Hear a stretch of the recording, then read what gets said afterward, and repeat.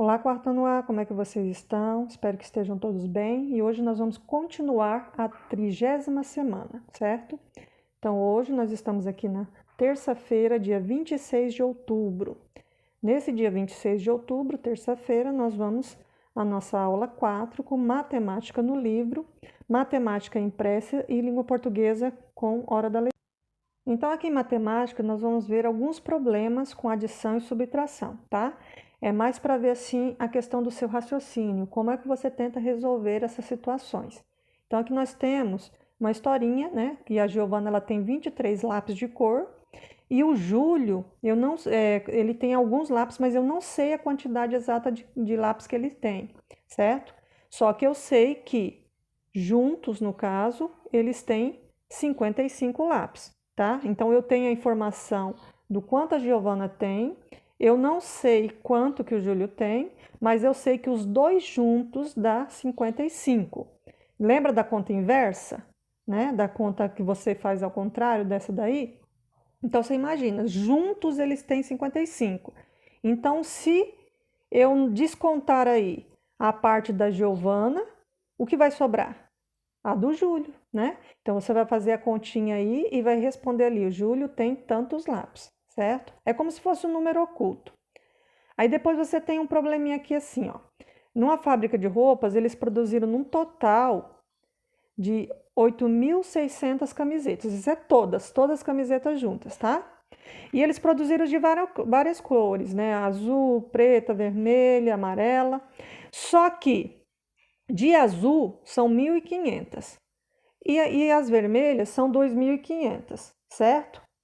Beleza, só que eles não me deram o valor nem das camisetas pretas e nem o valor das camisetas amarelas, certo? Essa informação eu não tenho. Aí ele pergunta assim: é possível saber quantas camisetas pretas foram produzidas? Se eu não tenho informação nem das amarelas, nem das camisetas pretas, será que é possível conseguir saber só a quantidade das camisetas pretas? Então você vai responder aí o que você acredita que seja, né? Se seja possível ou não e por quê. Aí você vai explicar, tá? Então não é para fazer uma conta, é para explicar. A letra B pergunta, é para você pensar se você sentiu dificuldade em resolver este problema aí da fábrica, certo? E para resolver o problema apresentado, está faltando um dado. Qual é esse dado? Por quê? Lembra que eu falei? Tem duas informações aí, certo?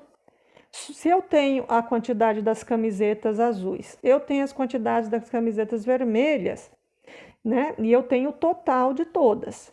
Se eu tirar essas partes que eu já tenho, vai sobrar um tanto que será as camisetas pretas e amarelas. Só que não dá para eu saber, né, direitinho cada uma quanto tem. Eu precisaria da informação das amarelas, né? Está faltando aí a informação das amarelas, porque aí eu poderia descontar, né, só o que sobra das camisetas pretas. Você não concorda? Então, ficaria faltando só ela.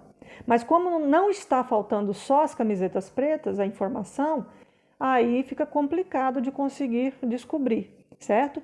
Então, qual a informação que está faltando aí, né? A das amarelas, porque aí se eu soubesse a quantidade das amarelas, eu poderia, né, retirar todas essas quantidades azuis, vermelhas e amarelas, e o que sobrasse seria as camisetas pretas. Aí você vai reescrever o problema, mas não precisa escrever ele todo não, tá?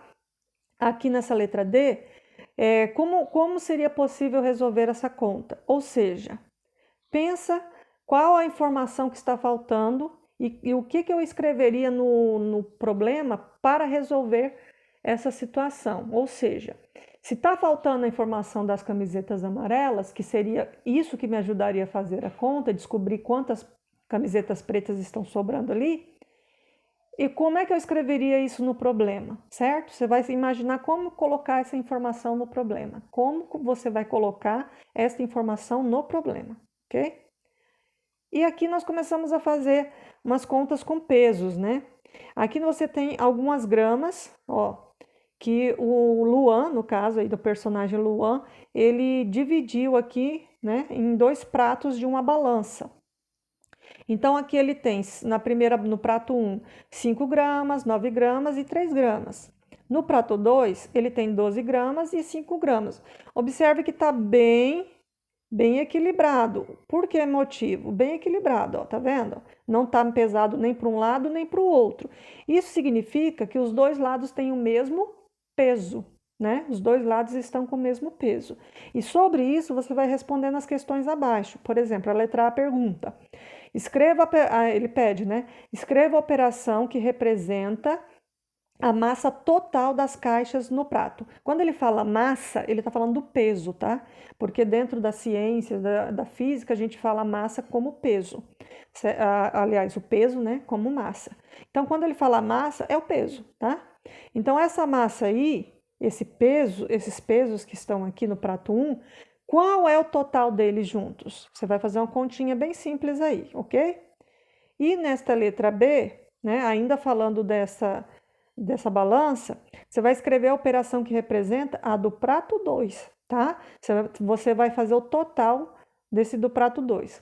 Quando você fizer o total dos dois, você vai reparar que eles têm a mesma quantidade, certo? Essas mesmas contas que vocês vão fazer na letra A e na letra B, você vai fazer aqui na letra C. É a mesma conta, só que você vai fazer passo a passo.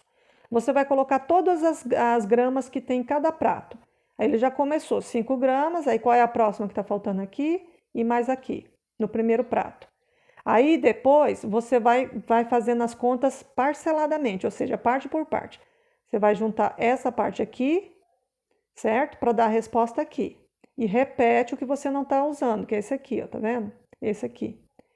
Depois você faz a conta final aqui, no finalzinho, ok? E depois você vai para o prato 2. O que você vai fazer no prato 2? A mesma coisa. Você vai juntar com a outra, essas 12 gramas com a outra grama que está aqui. Para fazer isso, gente, é só olhar as gramas que estão ali na balança, tá? E no caso aqui vai repetir de novo o que não está sendo usado naquela hora, certo? E na letra D a gente começa a mudar um pouco a história. Esse mesmo menino Luan, ele resolveu fazer outra questão aí. Ele resolveu tirar a caixa de 5 gramas. Então, se ele pegar e tirar a caixa de 5 gramas do prato 2, ó, observa que a caixa de 5 gramas não está mais lá, ó, tá vendo? Não está mais lá. Já que essa balança estava equilibradinha, com o mesmo peso de um lado e do outro, você observa que o peso ficou maior para um lado do que para o outro, né? O que aconteceu aí com essa balança? Ela está equilibrada? Ela continua equilibrada? Pois é. Então, você vai responder o que aconteceu com a balança quando foi retirada 5 gramas do prato 2. E a letra E. Para que a balança volte a ficar equilibrada, para que ela volte a ficar com o mesmo peso dos dois lados, o que o Luan teria que fazer no prato 1, tá?